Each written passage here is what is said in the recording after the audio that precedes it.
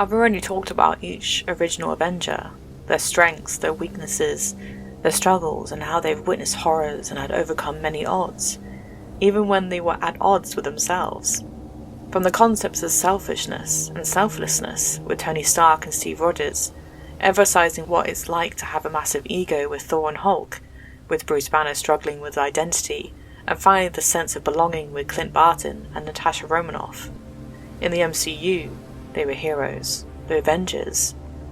But here, with you and me, they're just people struggling along like the rest of us, and being the best versions of themselves. But have you ever wondered why there were 6 Infinity Stones and 6 original Avengers? This is a theory in itself, and I thought it would be interesting to share it with you. This is 2 takes, and this is 1 shot, an analysis of the Avengers and the Infinity Stones.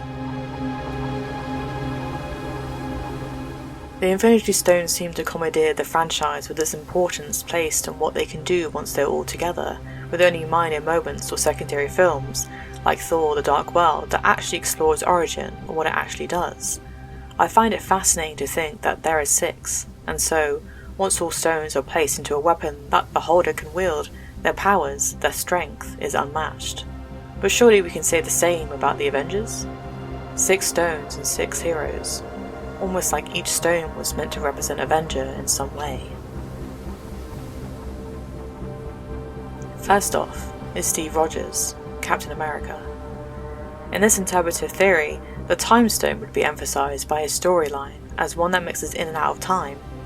In my earlier episode about him, I described him as a man outside of time, and he quite literally is. We see him and Bucky in their own time, one going to war and another yearning to prove his worth, to be useful, to help. Steve looked out of place even then. A chance brings him to the serum to do good. He does good, but he knows he could do better. His feelings of inadequacy remain even after his procedure, where he performs like a cheerleader. And then he does better, but then becomes frozen and trapped for more than 60 years, waking up to a time lost to him, the future. And we see him look around uneasily at what is around him. Time is not on his side, until at the last moment, when everything is said and done, when Thanos is defeated, when the stones are placed securely back into their respective timelines, does he decide to make time for himself. Linking it back to the aspect of selflessness and selfishness, we can all agree that time escaped Steve until he had the power to wield it for himself, not for the glory in the world, but for the moments that were snatched away from him.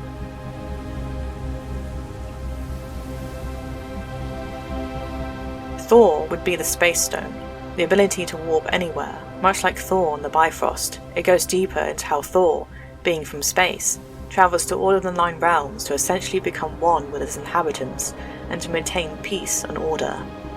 Space itself is based on what people make of it. Many people think it's full of nothing, whilst others see beyond and discover its hidden depths. Thor can be depicted in the same manner.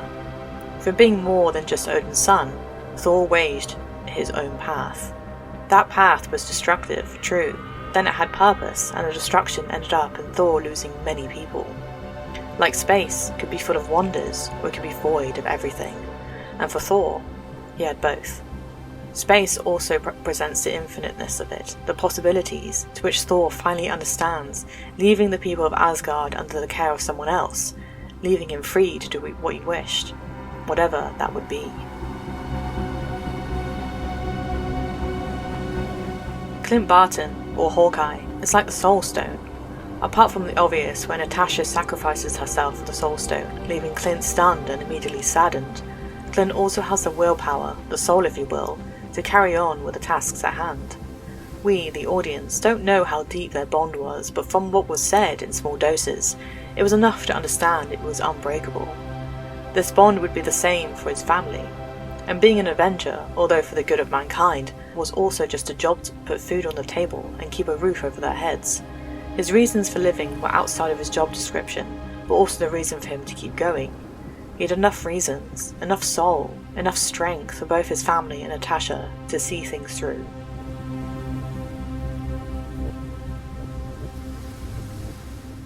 The Mind Stone would be Natasha.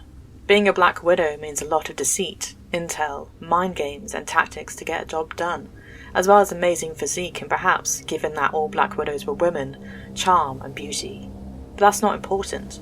The importance lies in how, like I explained in my earlier episode about her, Natasha is very good at hiding what is bothering her. Her sense of control is mind-blowing. However, even we can sometimes see a hint of conflict, which is only human. But like the stone, Natasha has perfected the art of her own mind and uses it to her advantage at every stage of being an Avenger.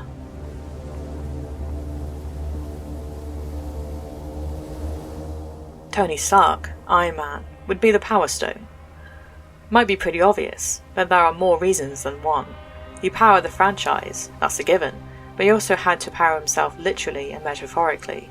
Literally because he had to make a machine in his chest so shrapnel didn't pierce his heart. Metaphorically because in my episode about Tony, I explored the concepts of how he felt powerless in his pursuit to keep everyone, especially Pepper, safe when it came to going into outer space for the first time through a wormhole, and having panic attacks and insomnia for almost 2 films. Tony has been through a lot, so his powerlessness turns into power and he finally uses it.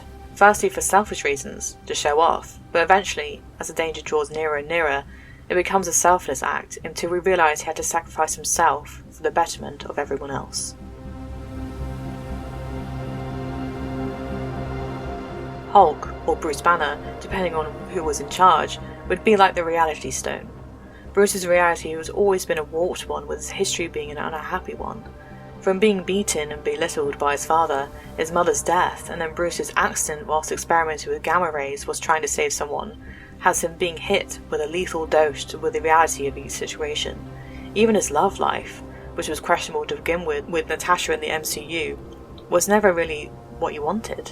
All of those moments have merged to make his reality, and if you listen to the episode explaining this in more detail, it explains, from the comic book origins, that Bruce Banner has multiple personality disorder, and so, from the very beginning, Bruce had this warped reality that for many years he could not control, and then we see him merged with the Green Goliath, looking happier and at peace with himself, or rather, both sides of himself.